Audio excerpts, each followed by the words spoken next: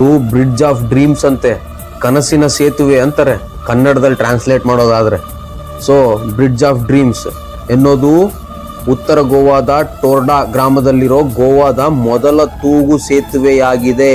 ಪ್ರಸಿದ್ಧ ವಾಸ್ತುಶಿಲ್ಪಿಯಾದ ಜೆರ್ಡಾರ್ ಡಾ ಕುನ್ನಾ ಅವರಿಂದ ನಿರ್ಮಿಸಲ್ಪಟ್ಟ ಈ ಸುಂದರ ಸೇತುವೆಯು ಪ್ರವಾಸಿಗರಿಗೆ ಹಚ್ಚ ಹಸುರಿನ ನಡುವೆ ಪ್ರಕೃತಿಯನ್ನು ಸವಿಯಲು ಒಂದು ಅದ್ಭುತ ಅವಕಾಶ ನೀಡುತ್ತದೆ. ನೋಡ್ತಿದ್ದೀರಲ್ವಾ, ಬ್ರಿಡ್ಜ್ ಮೇಲೆ ನಡ್ಕೊಂತ ಹೋಗ್ತಾ ಇದ್ರೆ ನಮ್ ಎಡಕ್ಕೆ ಬಲಕ್ಕೆ ಸುಮಾರು ಎಲ್ಲಾ ಕಡೆ ಸುತ್ತಲೂ ಆಲ್ಮೋಸ್ಟ್ ಎಲ್ಲಾ ಗ್ರೀನ್ ಮರಗಳೇ ತುಂಬೋಗಿದೆ.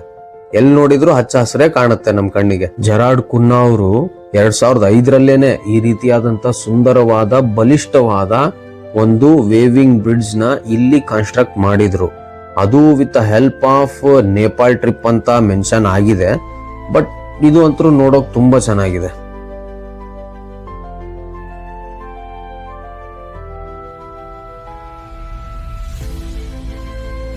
ಬ್ರಿಡ್ಜ್ ಆಫ್ ಡ್ರೀಮ್ಸ್ ಅಲ್ಲಿನೇ ಈ ರೀತಿ ಒಂದು ಫೋಟೋ ಗ್ಯಾಲರಿನೂ ಇದೆ, ಲೈಕ್ ನಥಿಂಗ್ ಬಟ್ ಪಾರ್ಕ್ ತರ.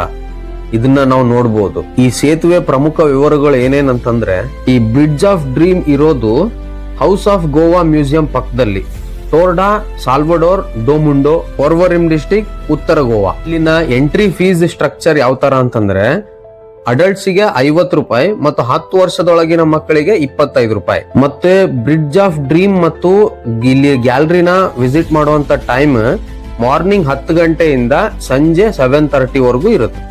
ವರ್ಷದ 365 ದಿನ ಹೋದ್ರೂನು ಬೆಳಗ್ಗೆ 10 ಗಂಟೆಯಿಂದ 7:30 ಸಂಜೆವರೆಗೂ ಓಪನ್ ಇದ್ದೇ ಇರುತ್ತೆ. ಇಲ್ಲಿನ ವಿಶೇಷತೆಗಳು ಏನು ಅಂತಂದ್ರೆ, ಇದು ನಿಸರ್ಗ ಪ್ರಿಯರಿಗೆ ಮತ್ತು ಛಾಯಾಗ್ರಹಣಕ್ಕೆ ಹೇಳಿ ಮಾಡಿಸಿದ ಸ್ಥಳವಾಗಿದ್ದು, ತೂಗು ಸೇತುವೆ, ಉದ್ಯಾನವನ ಮತ್ತು ಸುಂದರವಾದ ಶಿಲ್ಪಗಳನ್ನು ಒಳಗೊಂಡಿದೆ.